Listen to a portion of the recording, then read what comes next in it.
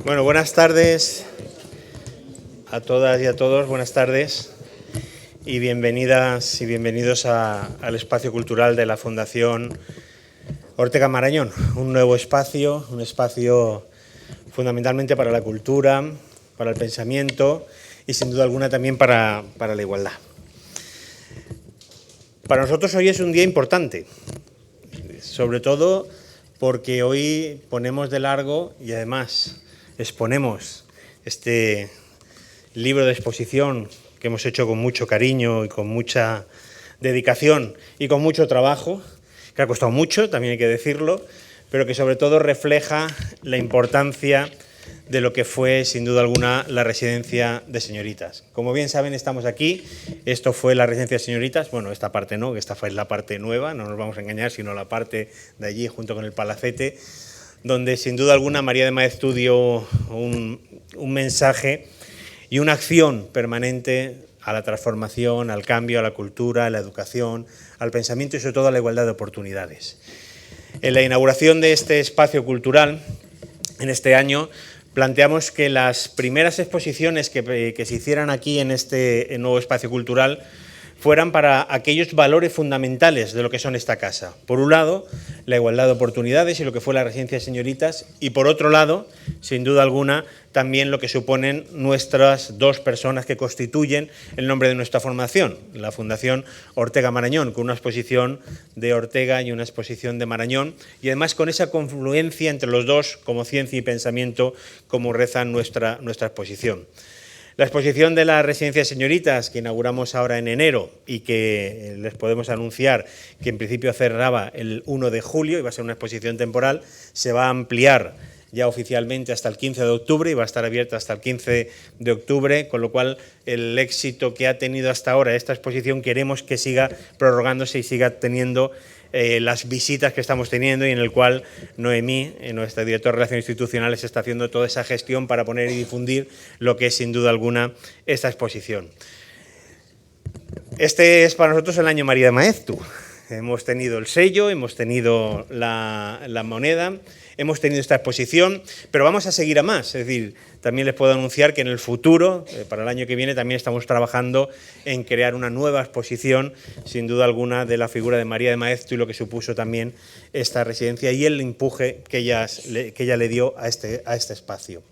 Hoy en la presentación del libro de la exposición, que además me van a permitir la cuña publicitaria, pueden comprarlo en la tienda que está a la venta por un precio de 6 euros, si no recuerdo mal. Es un librito muy cómodo, además mi amigo Iván Cerdán, que es un gran crítico literario y un gran escritor, me decía que era muy práctico y que era muy bonito para poder llevar en el bolsillo, y lo hemos pensado en esta colección que se llama Imaginar. Hemos inaugurado una colección dentro de la Fundación, como saben, la Fundación, tenemos aquí también a Fernando Rodríguez Lafuente, director de la revista de Occidente, el actual director.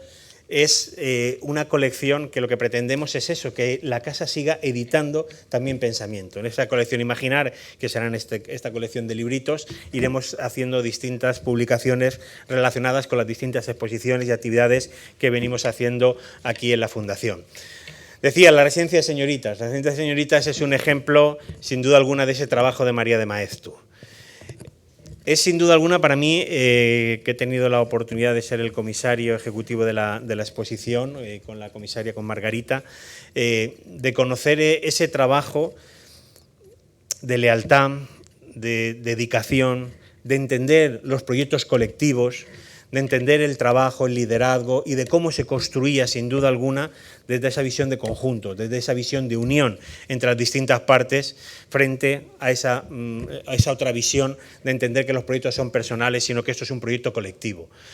Cuando presentamos el libro aquí de Encarnación Lemus, esa memoria colectiva de mujeres que estuvieron aquí en esta casa y que representan sin duda alguna este legado que queremos poner en valor y además seguir ampliando con distintas actividades que pronto le iremos contando. No quiero alargarme más porque lo importante es lo que va a decir aquí la mesa que se ha compuesto para la presentación de este libro de la exposición, y sin duda alguna agradecerles a todos ustedes que hayan venido a esta presentación. Si no han visto la exposición, les animo a que todavía vengan. Si la han visto, por favor, difundan que sigue abierta hasta el día 15 de octubre. Y si no han comprado el libro, por favor, cómprenlo, que así seguimos haciendo más cosas en la Fundación. Muchas gracias y les dejo la palabra a la mesa para que puedan seguir hablando. Muchísimas gracias.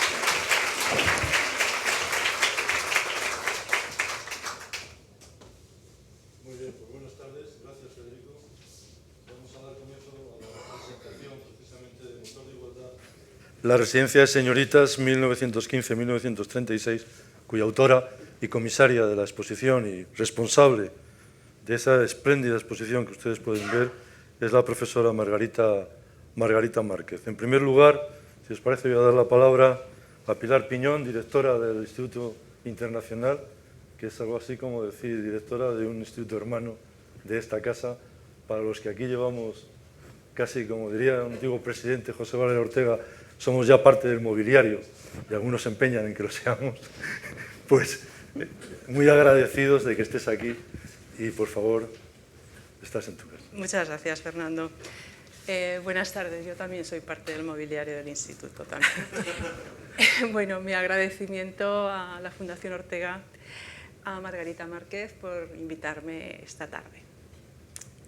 Motor de Igualdad, la Residencia de Señoritas 1923-2023, el libro que hoy presentamos y celebramos, es una original y eficaz guía de la exposición que podemos contemplar en la sala Soledad Ortega de esta fundación.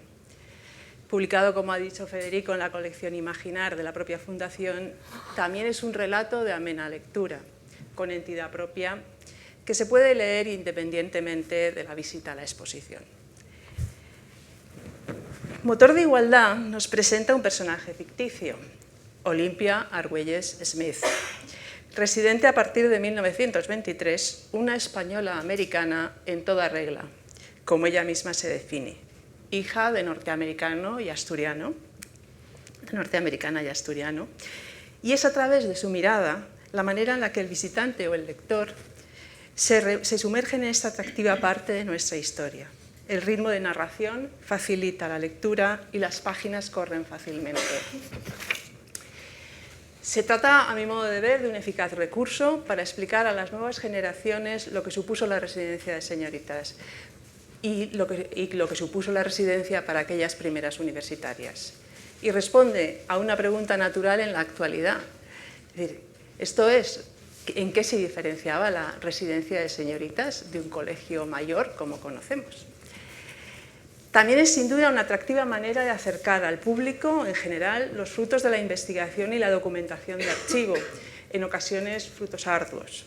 La creación permite licencias que en los textos más académicos no se disponen, pero que a la hora de comunicar la historia son eficaces aliados. Es más, invita a uno mismo a verse en esa misma situación, a imaginar su propia realidad frente a la narración. A través de las páginas vemos discurrir el Madrid de la época, los acontecimientos históricos, incluido el debate de la Constitución en 1931. Igualmente es un completo repaso de la vida de la residencia, la importancia de la vida colegial, sus protagonistas, Rafaela Ortega, Eulalia Lapresta y, naturalmente, María. María de Maeztu, su estrecha relación con los residentes y su tutela intelectual hacia ellas. El feminismo de María, más enfocado al progreso de las mujeres a través de la educación que al sufragismo en sí. Las clases complementarias, la biblioteca, el laboratorio de la doctora Foster, el carácter internacional de la residencia, los intercambios educativos con los colleges de mujeres de Estados Unidos. Dentro del espíritu de la casa está el fomento del asociacionismo y el fomento de la participación de las residentes en la organización de actividades. En este sentido, la referencia ineludible es la reunión de la Federación Internacional de Mujeres Universitarias, que se celebró en 1928 en España, de la que la Asociación Española fue miembro desde su origen, en 1920, un hecho bastante insólito en la época. Todo ello sin olvidar juegos, deportes, los viajes, excursiones y la imprescindible excursión a la Sierra de Guadarrama, el Club Alpino, el Peñalara. Destaco por su importancia las conferencias y las invitadas, como Curie, Montessori, Ocampo, una larga lista. Las universitarias de esa época carecen de modelos de mujeres que las precedieron en su mismo camino, pues eran las primeras generaciones de universitarias en España.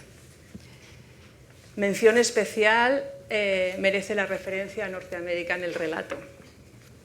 Olympia Argüelles-Smith, la protagonista del relato, americana, española, encarna la estrecha relación entre la residencia de señoritas y el Instituto Internacional. La unión de ambos mundos. Como leemos en la narración, la colaboración entre ambas instituciones fue tan estrecha que no se sabía dónde acababa la residencia y dónde empezaba el Instituto Internacional. En esta historia están, por tanto, muy presentes los Estados Unidos. Son vanguardia, modernidad, feminismo, sufragismo, libertad de movimiento. Lo mismo que Olympia, por cuyas venas corre sangre, ni más ni menos, que de una de las descendientes de la célebre reunión de Seneca Falls en 1848. Y también la de las hermanas Sinaí, Megan y Agnes Smith, escocesas, eruditas y viajeras incansables al Medio Oriente, que descubrieron el palimpsesto sinaico en 1892. Muy presente está, lógicamente, el Instituto Internacional, que es el centro educativo elegido por la madre de Olympia para que su hija inicie su formación escolar a partir de los 7 años. La notoriedad de los Estados Unidos en esta historia es comprensible, tanto por la vecindad del instituto, en Madrid, recordemos, instalado desde 1903, como por la notable presencia de estudiantes norteamericanas en la residencia. Estas habían empezado a llegar muy pronto en el siglo, a partir de 1912, para participar en los cursos para extranjeros del Centro de Estudios Históricos. Esta presencia norteamericana se acentúa tras la Primera Guerra Mundial, cuyo resultado impuso la eliminación del alemán de los planes de estudio de enseñanza secundaria en los Estados Unidos. El alemán es sustituido por el español. Por consiguiente, el impulso del español en la enseñanza secundaria y también en la universitaria para preparar a los necesarios profesores de español. Las alumnas norteamericanas llegaron a esta residencia precedidas por las profesoras del Instituto Internacional. Como recuerda Carmen de Zulueta, aquellas norteamericanas que llegaban a España de la mano del Instituto Internacional son modelos vivientes de la mujer moderna. Han estudiado carreras universitarias, en algunos casos incluso estudios de posgrado, han viajado por distintos países, son independientes, seguras de sí mismas, con objetivos propios. En este punto hay que recordar la distancia entre España y Estados Unidos en los años 20 en el tema de la educación, del acceso a la educación superior de las mujeres. En Estados Unidos era un 36% de mujeres las que accedían a estudios universitarios en la década de los 20, mientras que en España apenas era un 4%. Las norteamericanas llevaban casi 50 años asomándose a la educación universitaria y las españolas apenas 10. Y ya para terminar, una historia real de una residente, Pilar Lamarque, a quien tuve la fortuna de tratar mucho y que sin duda ha tenido influencia en mi vida. Olympia, la protagonista del libro que hoy presentamos, y Pilar, coincidieron en Fortuny 53 durante 1923 y 1924.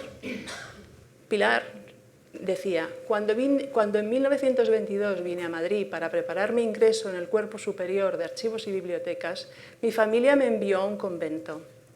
Allí las monjas limitaban mis horas de estudio y apagaban la luz a las 10 de la noche. Solo contaba con una bombilla de muy pocos vatios que pendían de un corto cable, allí, en lo alto del techo. La comida era escasísima y consistía básicamente en acelgas. Fue Eulogio Varela, un compañero de estudios al que conocí en la biblioteca del Ateneo, quien me habló de la residencia. Había sido alumno de la Institución Libre de Enseñanza y había terminado Filosofía y Letras, igual que yo. Fue gracias a él como llegué a la residencia de señoritas, donde residí hasta 1924, cuando aprobé las oposiciones y obtuve mi primer destino en Pontevedra. En la Resi forjé las amistades de toda mi vida. Otras residentes que, como yo, siguieron su pasión y estudiaron, trabajaron y desempeñaron su profesión con amor y gran orgullo. Muchas gracias.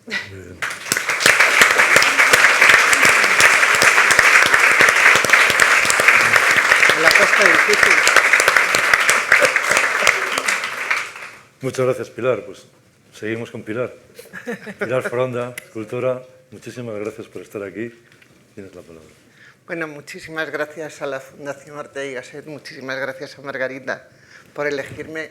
Estoy así escuchando y viendo y diciendo, ¿y por qué me ha elegido a mí? Y un poco impresionada, pero haré lo que pueda, que no podrá ser estar a tu altura. Yo cuando he leído el librito de Margarita, me han impresionado mucho dos cosas que quiero poner en valor antes que nada. Una es el hecho de que, sabiendo tantísimo de la residencia de señoritas, haya conseguido contarlo tan bien y contar tanto en un espacio tan pequeño, porque es un libro que es chiquitito y se lee muy rápido, pero no sobra absolutamente nada. Cuando se sabe tanto, elegir qué cuentas de todo lo que sabes es un ejercicio muy complejo de hacer y yo creo que lo ha logrado con nota, ¿no? Y luego el rigor. Todo lo que cuenta tuvo lugar y sucedió. Entonces, fantasear sobre algo que sucedió manteniendo el rigor académico creo que también es muy difícil, de modo que yo te felicito por el libro.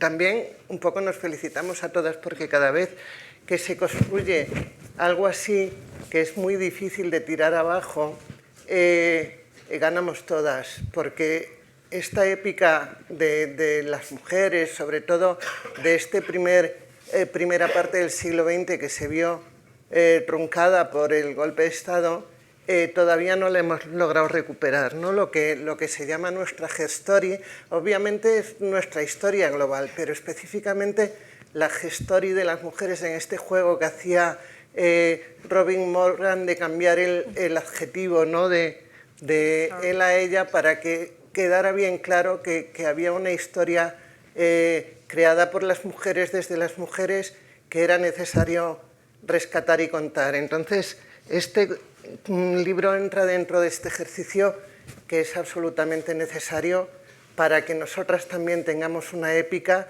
y no entremos dentro del masculino general exclusivo y excluyente, ¿no?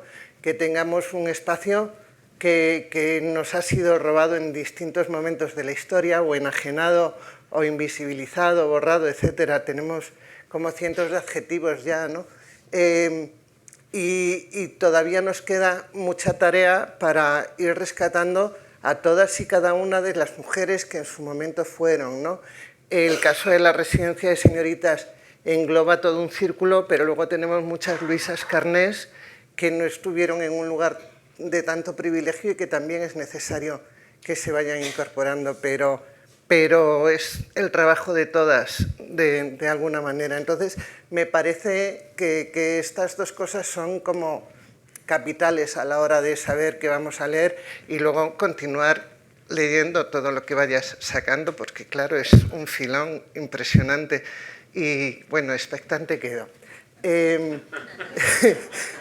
Luego, otra cosa muy chula para el poco espacio que tiene el libro son todos los tips que diría ahora la gente joven, ¿no? Tú lo vas leyendo y te encuentras con Seneca Falls y dices, oh, ¿qué es esto? Hay que ir a la fuente a ver qué sucedió allí, ¿no? Y te encuentras con el sufragio femenino y tienes que ir a la fuente, el Liceo Club de Londres. Entonces vas dando a todo lo largo del libro una serie de claves que al final marcan todo ese recorrido por el que dicen que no fue el sufragismo femenino español, ¿no? Que todavía tenemos que rescatarlo y todavía tenemos que estudiar. No podemos olvidar que la mujer moderna y sus derechos de Carmen de Burgos estuvo en el número 11 del índice, de modo que debía de ser un libro suficientemente peligroso como para llevar a cabo un borrado absoluto, tanto del libro como de la figura que lo había escrito, ¿no? Hubo un sufragio femenino y hubo toda una intelectualidad femenina de la que todavía no sabemos exactamente. Estamos como en una prospección arqueológica abriendo los testigos que quedaron, ¿no? Y eso nos va a requerir más de una y más de dos generaciones, pienso.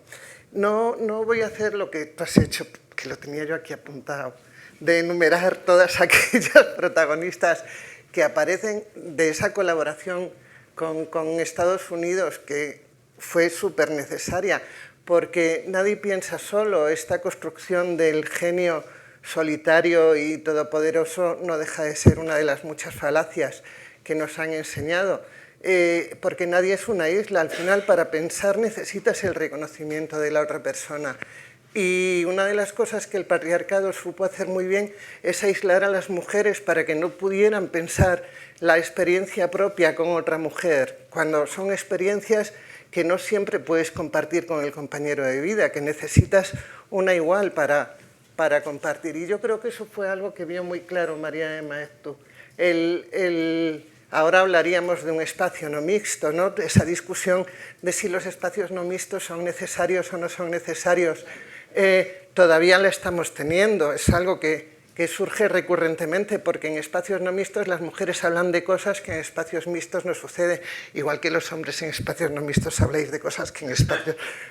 o sea, esto es así, porque es una necesidad casi identitaria, ¿no? Entonces, lo que logró María de Maeztu al generar este espacio fue que el pensamiento femenino se pusiera en marcha. Y este es el acierto de tu título, ¿no? De motor de igualdad. Si no hubiera habido esta puesta en común, y además tan de algún modo espartana, ¿no? Que eso lo relatas muy bien, con esos horarios, esa obligación de comer bien, esa obligación de deporte, esa obligación de hacer una parada para la hora del té, la necesidad de escuchar a la figura internacional que viene y que te puede aportar lo que hay en otros lugares, para que no se quede al final en una cosa endogámica y que no le puedas exprimir toda la importancia que tenía, ¿no? Yo creo que fue algo extraordinario. Fue muy corto, muy breve en el tiempo. Lamentablemente no nos llegó la huella, por lo menos a mí no me llegó la huella suficientemente a tiempo como para haber cogido un testigo. O sea, yo tengo la sensación de que parte de mi biografía fue un secuestro hasta que por fin pude retomar una individualidad que me había sido negada. Yo soy preconstitucional, ergo, no nací para ser ciudadana, nací para ser súbdita, aunque en algún modo todavía soy súbdita, pero eso ya pero en aquel momento era más súbdita todavía. No había nacido para tener una individualidad, ¿no? En todo momento tenía marcado el carácter de ser para los otros. Y este es un ejercicio que María de Maeztu había conseguido que las mujeres de su residencia ya no estuvieran haciendo, ya habían logrado la individualidad. Y yo creo que eso lo marcas, o sea, una mujer de 20 años que quiere ser egiptóloga y nadie la mira y le dice tú no puedes, sino que se le dice tienes que encontrar el espacio para escuchar esta conferencia porque a ti te compete, ¿no? Es como un milagro en los años que sucedía en una España fundamentalmente analfabeta, donde las mujeres éramos más analfabetas todavía. No quiero así comer mucho espacio, las cosas así fundamentales que quería decir eran estas. Si todavía en el espacio del siglo XXI hay muchas mujeres que no tienen claro que su recorrido pasa por la individualidad, por un plan de vida propio, no quiero ni pensar lo que pudo ser en los años 20, en los años 30, el conseguir que hubiera determinado número de mujeres que consideran no solo ellas podían tener un plan de vida propio y un plan de vida individual, sino que eso se convertiría en lo que fueron las misiones pedagógicas y, bueno, y tantas otras cosas que se quedaron al final en un sueño roto, ¿no? Yo, muchísimas gracias por toda tu investigación, que es una investigación de vida al final, y expectante quedo a ver qué más cosas aparecen. Muchas gracias.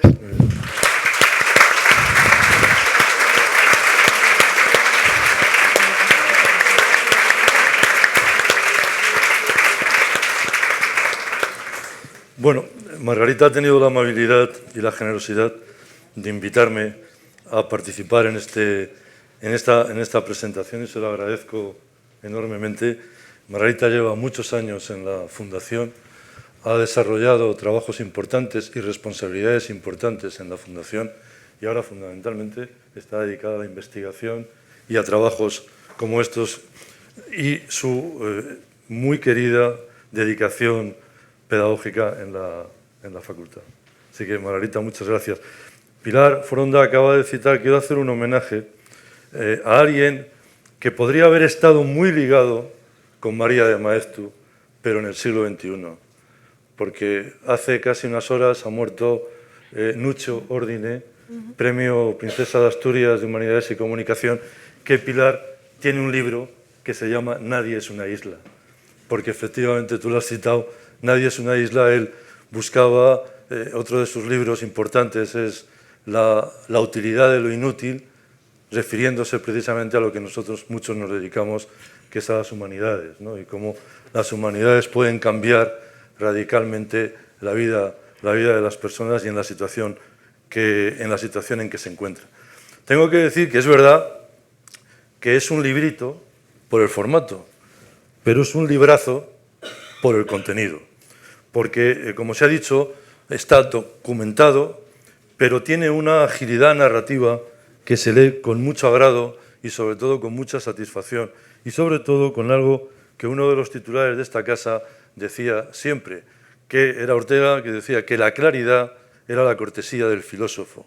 Y si algo tiene este libro son dos elementos: una documentación exhaustiva y muy bien trabajada y una cortesía con el lector, porque tiene la facilidad de poder leer sin bajar ni un ápice de rigor, como se acaba de citar. El libro viene en un momento muy adecuado, como la exposición, porque en la vida española estamos viviendo un cierto adanismo, esto que ya condenaba Unamuno, ¿no? El adanismo en la vida española, que es descubrir el Mediterráneo y comenzar como desde cero, ¿no? Porque efectivamente aquí, señores, y en este país han pasado cosas, y cosas importantes, como por ejemplo la residencia de señoritas. Y ha habido figuras muy anteriores a lo actual, como María de Maeztu, recta, intachable, abnegada, trabajadora, culta, viajera. Y en el caso de viajera, para los que hemos vivido en algunos continentes, siempre recordamos el prólogo del Persiles, del último libro de Cervantes, que dice algo extraordinario en estos tiempos: viajar hacia los hombres discretos. Los que hemos vivido en otros sitios nos hacemos bastante discretos a la hora de tratar de entender la situación del otro, fundamentalmente, ¿no? Porque la memoria es implacable, y libros como este lo advierten, lo muestran, lo ensalzan y lo documentan. Y sobre todo hace que vibre de nuevo en el tiempo, o en el lector mejor, un tiempo que podríamos pensar que se había borrado, pero no se va a borrar. Gracias a todos ayer, casualidades, hay un programa espléndido en Radio Clásica, cosa que algunos oímos, que se llama Música y Pensamiento. ¿Y saben a quién estaba dedicado? Lo estuve escuchando a María de Maeztu. Lo pueden, ahora como dicen estos, se puede hacer el podcast y lo pueden oír, por favor, porque era un programa alternando la música y el pensamiento sobre la figura de María de Maeztu, que completaba maravillosamente el libro de Margarita. Por ejemplo, te enteras cómo María de Maeztu en Buenos Aires le prometen, el presidente de la República le promete que se va a crear una residencia de señoritas, que es su gran sueño, en Argentina, ¿no? Donde se ha ido al exilio, en el fondo, ¿no? Pero cae el presidente en Argentina y ese proyecto tan maravilloso para ella no puede llevarse a cabo. Es algo parecido a lo que le ocurre a Ortega con Espasa Calpe allí, sí. También cuando crean la colección Austral, que se llama Austral porque se crea en Argentina, y que cuenta muy bien su gran amistad con Soledad Ortega, porque ella pensaba colocar dentro del claustro de profesores a Soledad y al propio Ortega, entre otros, ¿no? Tenía ya un plan maravillosamente elaborado con los españoles que estaban allí, con los argentinos, porque en ese momento Argentina, estamos hablando de 1938, en ese momento Argentina había tenido una reforma universitaria por parte de José Ingenieros, Gabriel del Mazo, extraordinaria, y se vivió un momento a ella le dieron una cátedra, por otra parte, ¿no? Regresa a Madrid en 1944 y, como me contó José Valera Ortega, que supongo que se lo contaría a su madre, Soledad Ortega, cuando vuelve a España en el 44 es una desolación absoluta. Pero me contaba un detalle muy plástico que podemos entender y ver todos, sentir y sufrir todos en el fondo, ¿no? Y es cuando va al antiguo instituto escuela, instituto en ese momento llamado Ramiro de Maeztu, por su hermano, y ve cómo han cambiado el mobiliario y cómo, si me permiten el término, aunque sea un poco clasista, lo han horterizado muy de manera franquista, por otra parte, ¿no? Ella se deprime de ver en qué ha quedado todo ese paraíso, en el fondo, que era el instituto de escuela y que era la residencia de señoritas, ¿no? Y también leían unas páginas sobre Chaucer y al que, en un artículo maravilloso de María de Maeztu, en el que habla y le sitúa como el creador de la lengua inglesa. Ahí da María de Maeztu un dominio de la filología y de la historia de la lengua, en el caso de la lengua inglesa, verdaderamente magistral. Es decir, a su labor pedagógica, verdaderamente extraordinaria en la residencia, se le une alguien que no perdía el pulso ni el nervio de la investigación, del ensayismo y del trabajo para los demás. Hay una cuestión que late en todo este librazo de Margarita Márquez, que es, y está Juan Francisco Fuentes aquí, y tuvimos la suerte, Juan Francisco dirige un proyecto de investigación, y él tuvo una intervención, Margarita estuvo hablando precisamente de la residencia de señoritas, pero Juan Francisco hizo un contexto del Madrid, que se podría decir de 1923, efectivamente, cuando dentro de un mes se van a cumplir los 100 años de la creación de la revista Occidente y se han cumplido los 100 años de la Casa del Libro, donde estaba la tertulia y la redacción de Revista Occidente, y me parece otro acierto considerable del libro situar la acción en 1923, cosa que te agradecemos los que estamos en Revista y en la Casa del Libro, supongo, ¿no? Pero sobre todo, lo que contaba Juan Francisco, que es el contexto intelectual, cultural, vital, social que se está viviendo en la España de los años 20 y de los años 30, ¿no? Hasta el desastre de la guerra civil. Y eso complementa muy bien, porque a cada paso, como muy bien ha dicho Pilar Foronda, vas acercándote y vas buscando esas referencias que hace del paseo por Madrid de nuestra protagonista, ese ambiente y esa atmósfera cultural que se vivía y que iba a ser absolutamente demolida, destrozada durante la Guerra Civil. Hay otro aspecto que también me gustaría subrayar, que es, hay una parte divertida, porque el libro también tiene su aquel, o sea, porque está muy bien contado, muy bien narrado, pero hay una parte divertida, si encuentro la página, ahora mismo lo digo,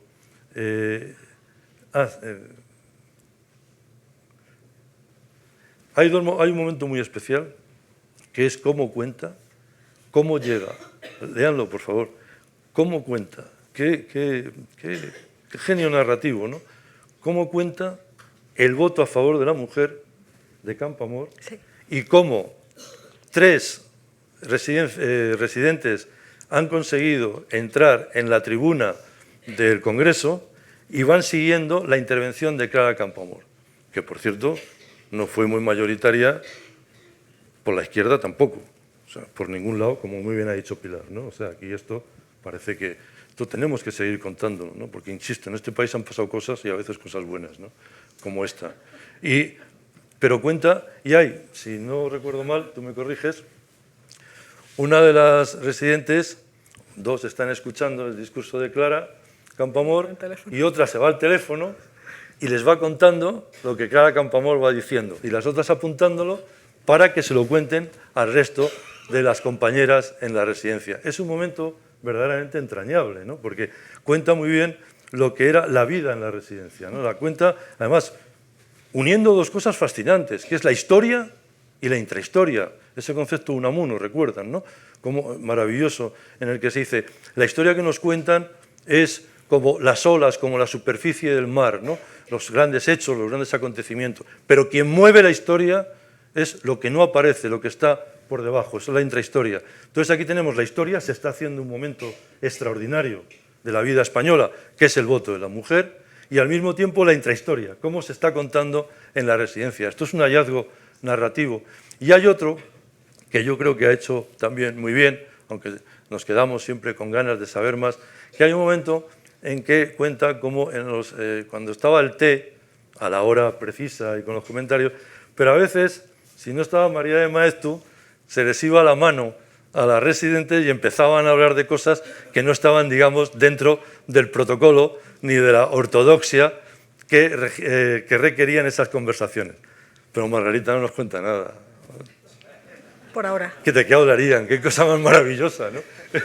No, yo creo que no nos lo cuenta porque va a hacer otro libro sobre eso para contarnos lo que podría ser la vida íntima no la vida íntima, que esto es una grosería, sino la vida diaria, ¿no? de la residencia. Por tanto, yo no me quiero extender, simplemente agradecerte de nuevo esta oportunidad, darte la palabra a ti, que es lo importante, y después, si quieres, empezamos una conversación entre todos. O sea que enhorabuena y muchísimas gracias. Muchas gracias, Fernando.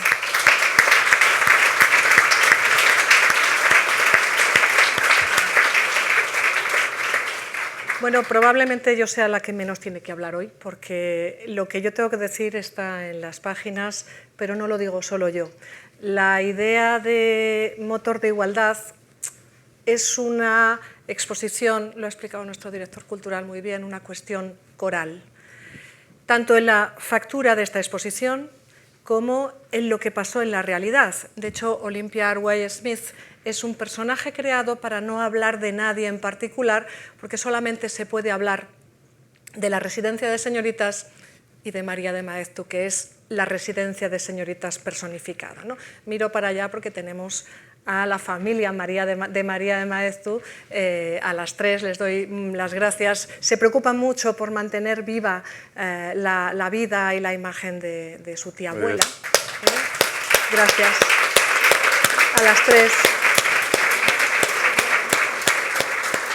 Y es emocionante tenerlas y ver que de alguna forma esta casa, la Fundación Ortega Marañón, ha mantenido el círculo intacto. Hay un leitmotiv en todo, porque está imbricada la exposición, el libro y el podcast en una idea general. Cuando a mí me han preguntado alguna vez si hay algún himno sufragista, yo siempre les tengo que decir que no hay himnos sufragistas, se recogen de las norteamericanas, se recogen los himnos cristianos y se ponen como sufragistas, ¿no? Son todo dolor, son todo terrible. Pero sí que hay uno que es el que se va a replicar a lo largo del podcast, de la exposición, que es traducido es Will the Circle be Unbroken, se mantendrá el círculo intacto, ¿no? Que es la canción que se cantaba en los años 20, que se va a replicar en los 30, en los 40, en los 50, etcétera. No es la única. Y a mí eso me dio la idea de crear este libro, cómo mantener el círculo intacto. Me lo dio el libro y me lo dio la Fundación, porque tuve el placer de trabajar muchos años con Soledad Ortega, aunque fueron sus últimos años laborales, y ella es el nexo que hace que el círculo de la residencia de señoritas y María de Maeztu, que estuvieron, como bien nos han dicho, que pisaron este suelo, que todavía se respira de alguna forma, toda esa idea de congregación, sororidad, un lugar, voy a parafrasear a Virginia Woolf y me la voy a llevar a mi terreno, un espacio propio. A mí nunca me ha gustado mucho la traducción de una habitación propia, me gusta the room, el espacio, ¿no? El espacio propio donde se podía ser ciudadana y poder ir al espacio público, que era lo que en ese momento, en los años 20 y 30, tenían que conquistar. Así que Soledad, que había vivido, tanto es así que la última foto de esta exposición es Soledad con 2 años en la residencia de señoritas en el primer curso académico, había vivido y se había permeado de ello, aunque esto lo hiciera, y así era, la Fundación Ortega y Gasset. Cuando llegan a este edificio, ella funda la Fundación Ortega y Gasset, que con el 2010 era de Gregorio Marañón también, llega a estas instalaciones porque el Colegio Mayor Santa Teresa de Jesús se ha marchado a la ciudad universitaria y está dejando esto vacío. Es el momento en el que el Partido Socialista ya está en el poder, ella habla con Javier Solana, Colegio Estudio, como que es otro de los nexos, otro círculo intacto, ¿no? Y le comenta al ministro entonces de Cultura y le dice: cédeme estos espacios porque yo quiero dejar aquí, la impronta va a ser justo el año Ortega, en 1983, el centenario, pero yo quiero hacer aquí un gran espacio cultural. Y Soledad va a hacer la Fundación Ortega y Gasset. Esta fundación se va a convertir en Gregorio Marañón, pero ella sabe que ellas habían llegado antes a este espacio. Así que el tercero de los fines de la Fundación José Ortega y Gasset de 1978, y que se mantiene todavía, es estimular los estudios sobre las mujeres y hablar de la llegada de las mujeres a la universidad. Porque es cierto que hay que reivindicar el sufragismo, y el sufragismo en Estados Unidos, y María de Maeztu se empapa de ello, viene de dos formas. Viene a través de la lucha en la calle y de pedir el voto, pero también a través de la educación, de formar élites que puedan ocupar espacios de responsabilidad y después ellas empujar, no desde abajo, sino desde arriba, que se normalice. De hecho, nosotros tenemos el gran ejemplo en nuestra propia historia. Se lucha por el voto, bueno, la pobre Clara y pocos más, Juventud Universitaria Femenina, luchan unos años, pero cuando vuelve el parlamentarismo a España, no se lucha por el voto, se da por hecho. Está hecho. ¿Por qué se ha hecho? Porque se ha trabajado mucho tiempo atrás, porque se ha trabajado lo suficiente que cuando se llega al Parlamento nadie tiene dudas de que las mujeres van a poder ser elegidas, 1931, y van a poder elegir, 1933, ¿no? Que es cuando ellas pueden. Es decir, es una labor. Se le llama la revolución silenciosa a la revolución de esas mujeres de las primeras etapas del feminismo, pero es muy efectiva. Yo siempre le digo a mis estudiantes que hay dos grandes manifiestos en 1848 que cambiaron el siglo XX y la actualidad. En ese mismo año se publica el Manifiesto Comunista, se publica en alemán en Londres, pero bueno, llegará.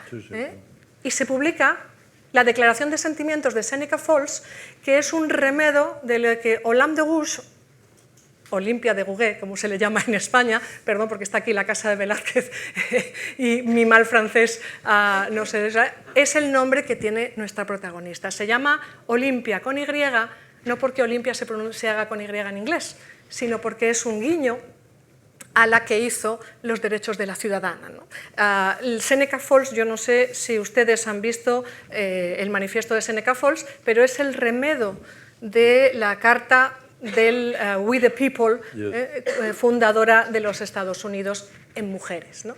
Por cierto, que ese manifiesto lo firman 99 o 100 personas, se me ha ido, de los cuales hay 35 hombres, que quieren firmar un manifiesto que haga la igualdad. Hombre, a veces también pero que se supone que Seneca Falls solo fueron mujeres, Lucrecia Mott, Cady Stanton, etcétera, pero que hubo muchos hombres implicados, hay muchos hombres implicados, también para el bien, para que puedan hacer. Estoy mirando hacia el fondo porque está la delegada de Igualdad del rector de la Complutense, me va a regañar por mi lenguaje a veces.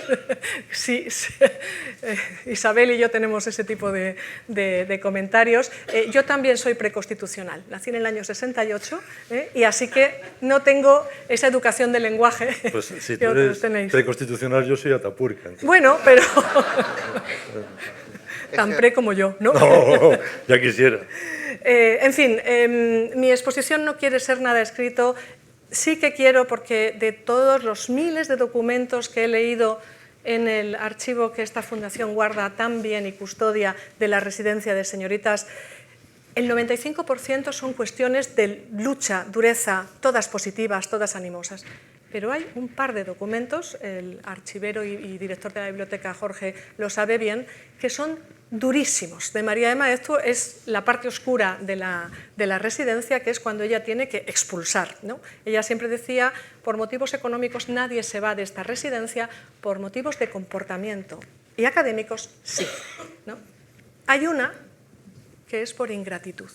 Así que sí, porque bueno, una persona. Frecuente. Con lo cual yo quería este primer trozo de debate, que no es debate siquiera, dar las gracias a la Fundación Ortega, dar las gracias al equipo que está aquí detrás, ¿no? Y delante también muchas veces, a la cantidad de esfuerzo que se ha hecho, pero también dar las gracias a quien nos visita, ¿no? Aquí está mi fuente de educación, que es la Fundación Ortega y la Universidad Complutense. Tenemos hasta un vicerrector recién nombrado, tenemos catedráticos, tenemos estudiantes y profesores. La Universidad Complutense, que es la universidad de ellas, porque es la universidad central. Sí. Ellas iban, algunas al Paraninfo de San Bernardo, aquí, ¿no? Otras claro, muchas aquí, otras a San Carlos, donde hoy está el Reina Sofía, y unas pocas pudieron estrenar la ciudad universitaria en los 2 últimos años académicos antes de la Guerra Civil.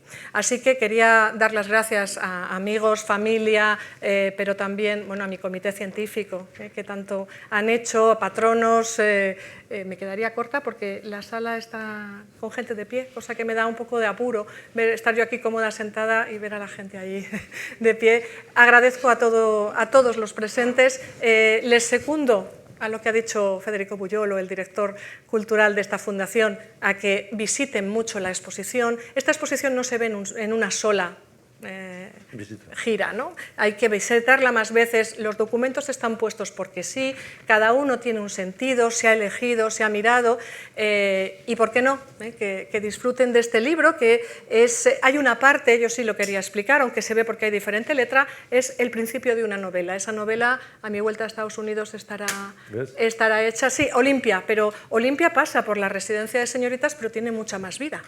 Olimpia va a estar lo digo porque aquí hay un gran egiptólogo, va a estar en la expedición que Howard Carter hizo a la tumba de Alejandro, que fue la siguiente, que nunca la encontró, pero eso no lo va a saber nuestra protagonista todavía, ¿no? Después de descubrir con Lord Carnarvon financiado Tutankamón, se fue a intentar hacerlo. Bueno, muchísimas gracias. No, nada. Las gracias son a vosotros.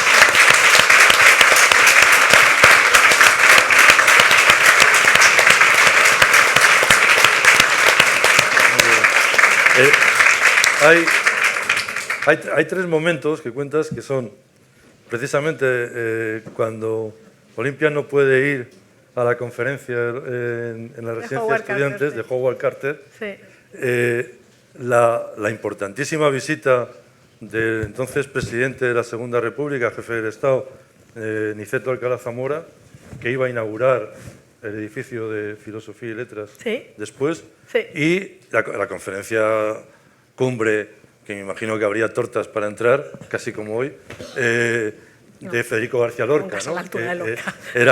Pero esos son 3 momentos. Yo os quería preguntar a las 3, o sea, que cada una. Hay un momento en el libro que recuerda a Margarita algo que viene muy en consonancia con los tiempos que estamos viviendo, estos tiempos raros y un poco turbios, ¿no? Y dice, está contando la Olimpia, ese recibimiento fue mi entrada en una nueva etapa vital, la de la libertad concebida como responsabilidad. A partir de ese momento me quedó claro que yo era la dueña de mis decisiones. Estamos hablando de 1923, no de 2023, incluida la de no querer seguir el camino que entonces iniciaba si no me veía capaz o feliz en él, pero también responsable de las mismas. Y aquí viene lo que os quiero preguntar. Nuestra directora, esto es extraordinario, nuestra directora me hizo ver que cada derecho lleva inherente un deber y que a mayor conocimiento, mayor responsabilidad en nuestra sociedad. Esto es formidable, porque significa que no es solamente ese conocimiento que te da un lugar en la sociedad, sino tener la suficiente fuerza y la suficiente dignidad para ejercer ese conocimiento desde la responsabilidad. ¿Tú estás en el Instituto Internacional? Sí, creo que sí, ¿no? ¿Sigues, no? Sigo. No, porque aquí pasan cosas muy raras, O sea que... Sigue. Yo sigo. ¿Qué te parece? Bueno, me parece de una actualidad tremenda el comentario, completamente, ¿no? Cada uno es responsable en la mayor parte que tienes de conocimiento, ¿no? Es decir, Dice, no, esto es cosa de todos. No, cada uno tiene su... Y a mayor conocimiento, me parece formidable, casi lo podrías poner en un frontispicio, a mayor conocimiento, mayor responsabilidad. Hay alguien que recoge ese pensamiento, porque esas líneas son de Emmeline Pankhurst, que es una de las grandes sufragistas británicas, y quien lo bebe, recoge y pone es Gandhi. Porque Gandhi lo que hace es que lleva a la India muchos de los recursos del sufragismo inglés, la huelga de hambre, claro. La idea de tomar limón para no deshidratarse y no morirse en el intento, ¿no? La protesta de los brazos caídos para que levanten, no sé si ustedes han visto a la pobre Pankhurst, que era pequeñita, cómo la recogen en brazos los policías ingleses y ella se deja caer. Sí. Eso es lo que van a hacer el Partido Nacional de India, ¿no? Y esto, de cada derecho lleva inherente un deber, es uno de los grandes, bueno, a ver, no se lo ha inventado nadie, yo creo que es una cuestión de ética cívica, ¿no? Y ciudadana, a mayor responsabilidad que tiene, perdón, a mayor altura que uno llegue, mayor responsabilidad tiene, ¿no?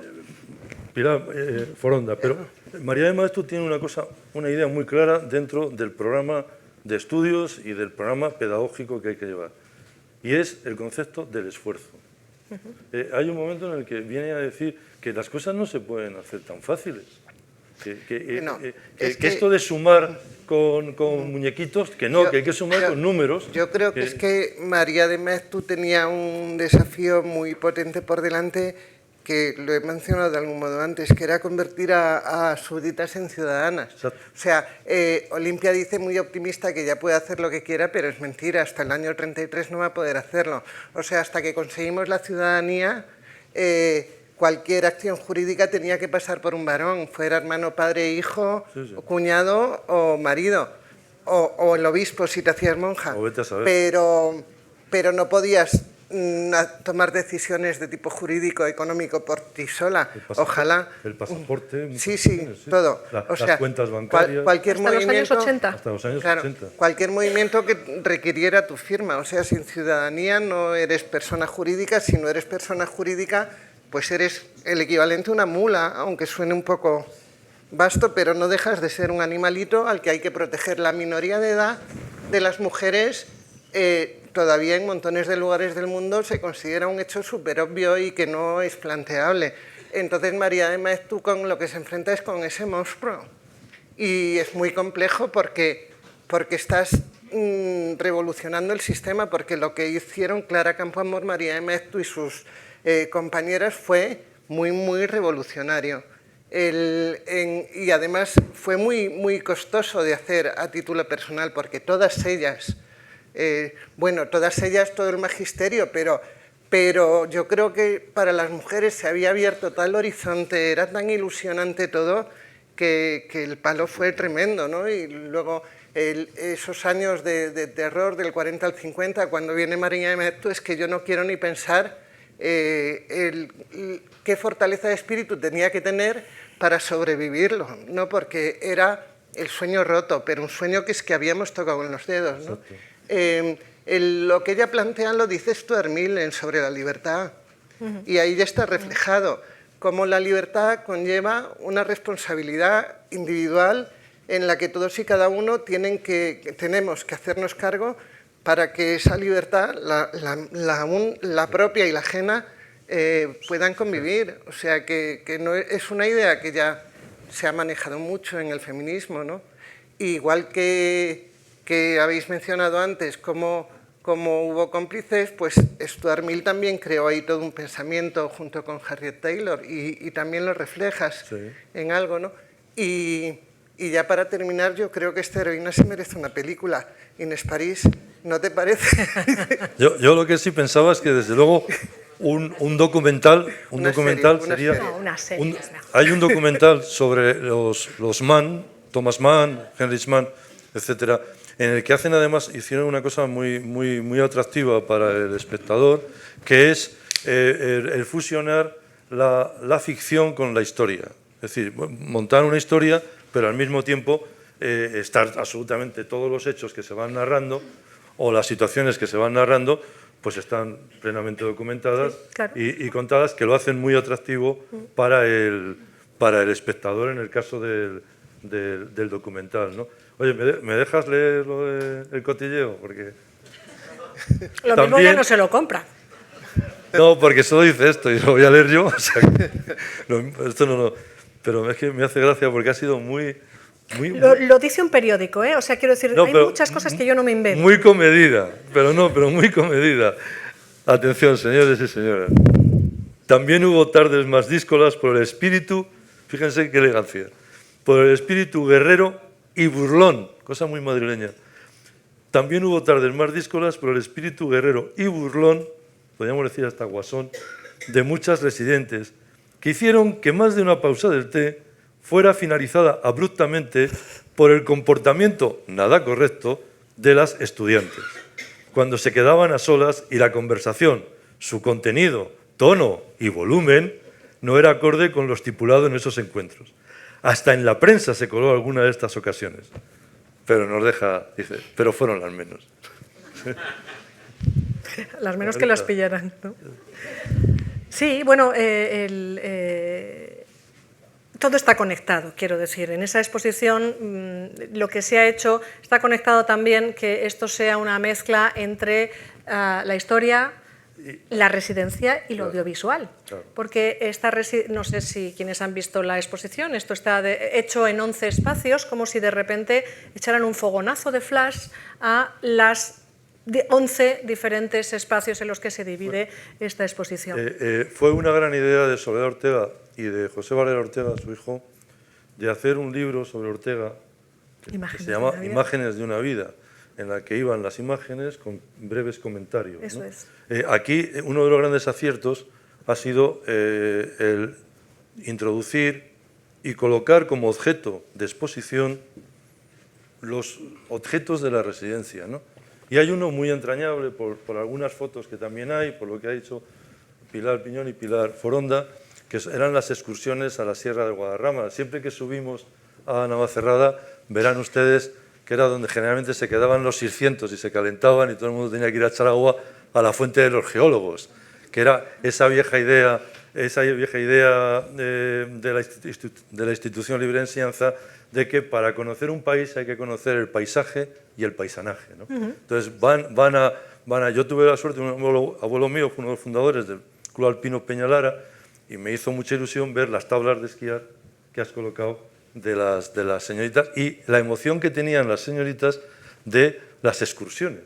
Hay un momento que cuenta que se van a ir al Escorial y están todas preparadas, están contentas y todo lo demás, y hay alguna que también está de espíritu burlón y alma inquieta, como diría Machado, sube el tono y le dicen, oye, cállate, a ver si nos van a dejar sin la excursión, porque la excursión era uno de los momentos, además, de plenitud, ¿no? Bueno, y además son las épocas en las que nace también la tecnología. Hay una Leica que se cuela, un gramófono, está haciéndose la Plaza de España. Es que los años 20 son los años de la vanguardia. Yo he citado a Juan Francisco Fuentes porque hizo una fotografía del Madrid de esos años, sobre todo él lo centró, porque era el motivo del seminario, sobre todo en la influencia norteamericana, que es enorme.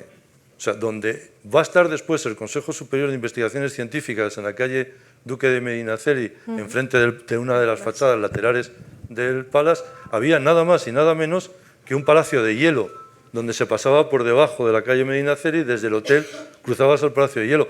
Pero es que el cine, que los que efectivamente no somos ya preconstitucionales, sino atapuercanos, conocimos, el cine Palace era el cine que tenía el hotel. No era un cine abierto a la gente, era un cine que daba lo que se llama ahora los servicios, ¿no?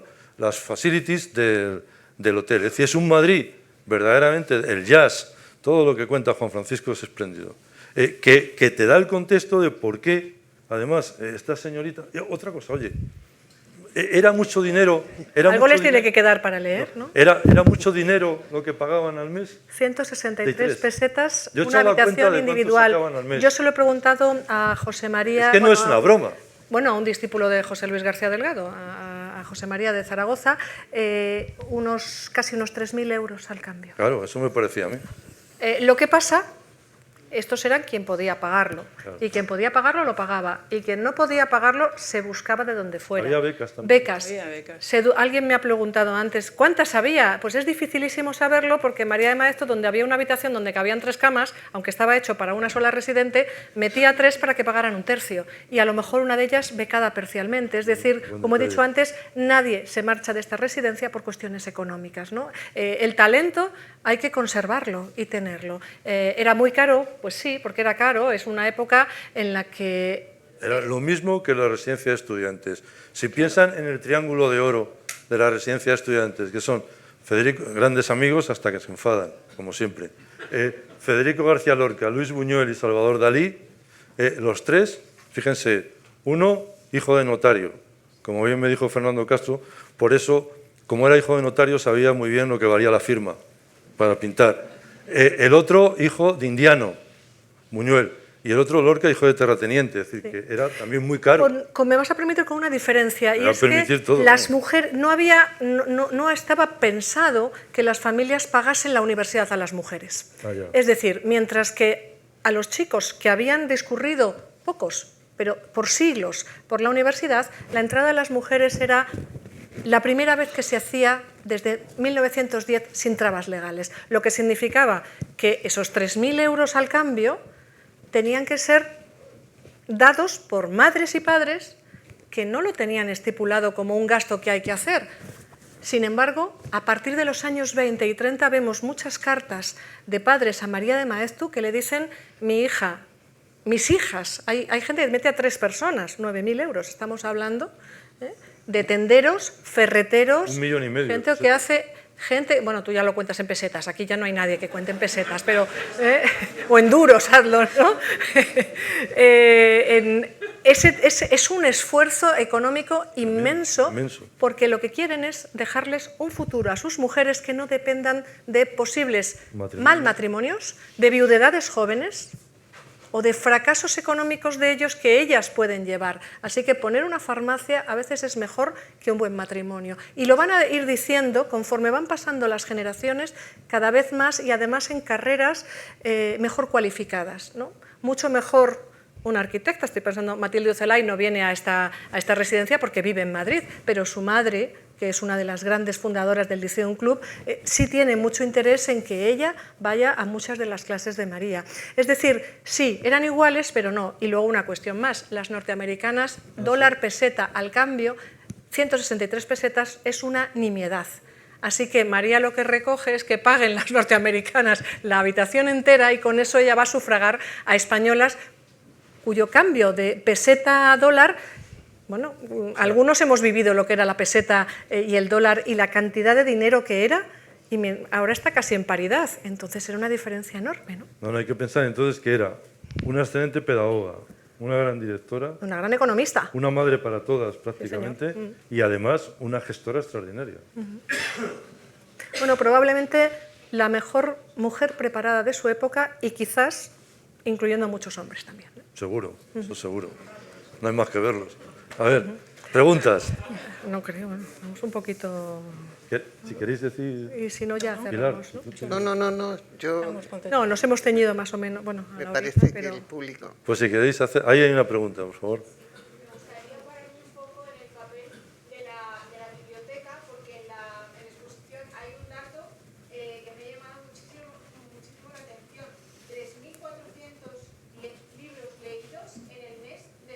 Del 35.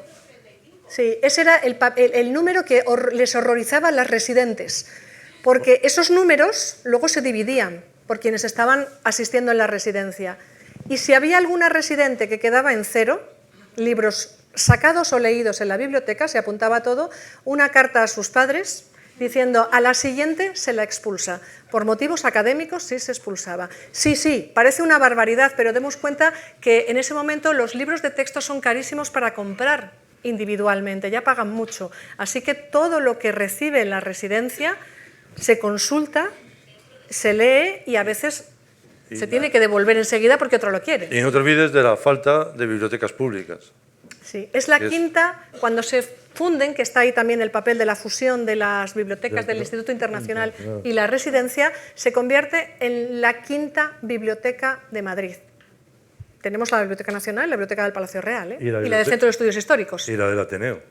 Y la del Ateneo. O sea, es la quinta. Ya están hechos los números. Que la del Ateneo era la segunda de España, no solamente después de la Biblioteca Nacional. Lo que pasa es que durante la Guerra Civil y después de la Guerra Civil hubo un expolio extraordinario. Bueno, y después de todo ese expurgo que se hace de las pérdidas, los robos, etcétera, la Biblioteca Valdecilla, la histórica de la Universidad Complutense, tiene cerca de 9.000 volúmenes que fueron de la residencia y vosotros tenéis... ¿Actualmente? Sí, no, con lo que se tuvo hasta el año 36 deben rondar los 8 o 9.000 por lo menos. Es decir, lo que se ha mantenido después de todo este jaleo son cerca de 20.000 libros. Extraordinario. Sí. Así que no te extrañe que se visitara, o sea, que se hiciera. A la biblioteca iban todos, también los de fuera. Por favor. Buenas tardes, muchas gracias. Yo me he enriquecido enormemente con la charla y la conferencia que han dado ustedes, que siempre nos ayuda a seguir progresando. Yo leí hace bastante tiempo la biografía de María de Maeztu, de Concha Toda. Don Laverriague, sí. Me gustaría saber su opinión, porque la tengo, me enseñó muchas cosas y vi que había una que no era muy elegante. No sé, ¿cuál es su opinión? Las tres biógrafas que hay de María de Maeztu, aquí tenemos a una, María José Lastagaray, está Isabel Pérez de Villanueva y Concha de Olavarriaga, y que me perdone si hay una cuarta, porque ahora mismo no me viene. Son magníficas las biografías. Es verdad que cada una tiene el problema de que sacar a la luz los papeles de María de Maeztu no ha sido fácil. La de menos la de tu directora de tesis, ¿no? Porque lo tenía más difícil, porque se había escarbado menos. Es que esto es una cuestión arqueológica casi, ¿no? Lo que hay que hacer con la historia de las mujeres, porque a lo mejor se ha caído la tierra encima, o a lo mejor la han echado, pero hay que quitarla, ¿no? Y rescatarla. Así que cada una en su estilo, porque una es más filosófica, es que Concha no deja de tener un corte... Una proyección, sí. Claro, María Luisa Mayar, que es la directora de la colección, donde tiene Concha, que se venden los libros aquí, por cierto, cuñas publicitarias hay que hacer también, magníficos libros de Hannah Arendt, bueno, aquí tenemos autores de Victoria Soledad Ortega. Claro que sí. Bueno, Soledad es que es buenísima también. Van dejando su impronta, es decir, Isabel es una biografía más historicista, ¿no? Es la primera. La de María José es una biografía muy... Bueno, y es la primera, claro. La de María José es una biografía desde la familia y la persona, que se le agradece muchísimo porque nos cuenta muchas claves. Yo tengo por ahí una clave que es maravillosa y algún día os preguntaré qué fue de José del Perojo, el gran cineasta, que se educó en la casa de los Maeztu. Porque, bueno... no, José del Perojo, el cineasta, se educa con los Maeztu, ¿no? Entonces hay otro entronque del cine con María de Maeztu, ¿no? Es decir, y luego está la biografía más filosófica, es decir, las tres son estupendas. Son complementarias. Yo no renunciaría a ninguna en lugar de la otra, y quién sabe si en algún momento hay una cuarta biografía. Cuando dicen, pero esta mujer ya está muy estudiada, bueno, vamos a ver, ¿y don José Ortega y don Gregorio Marañón no están estudiados y se sigue haciendo? Pues claro que sí, cuando los personajes tienen mucha vida más allá de sus propias vidas e intelectualidades, hay que dedicarles todo el tiempo posible. Y sobre todo contextualizarlo, ¿no? Porque uno de los problemas ahora de la historiografía, que está muy presente, es eso que podríamos denominar el anacronismo, ¿no? Que es juzgar los hechos del pasado con la mentalidad del presente, ¿no?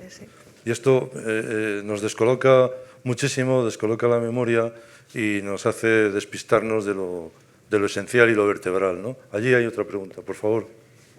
Sí, un punto de vista comparativo. ¿Por qué tiene tanta incidencia el modelo norteamericano en el nuevo proyecto educativo de la institución libre? Porque las relaciones eran más estrechas con Inglaterra, con Francia, incluso con Italia, Alemania.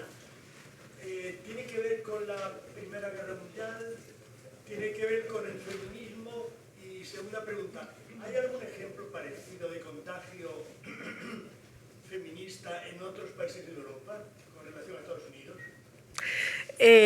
Bueno, muy brevemente, porque nos estamos yendo de la hora, pero muchas gracias, profesor Del Pino, por esta cuestión. Bueno, creo que no se ha dicho lo suficiente. La residencia de señoritas es la residencia de estudiantes sección señoritas, es decir, es un proyecto de la Junta para Ampliación de Estudios de la Pública Española, inspirado en la Institución Libre de Enseñanza y creado dentro de él.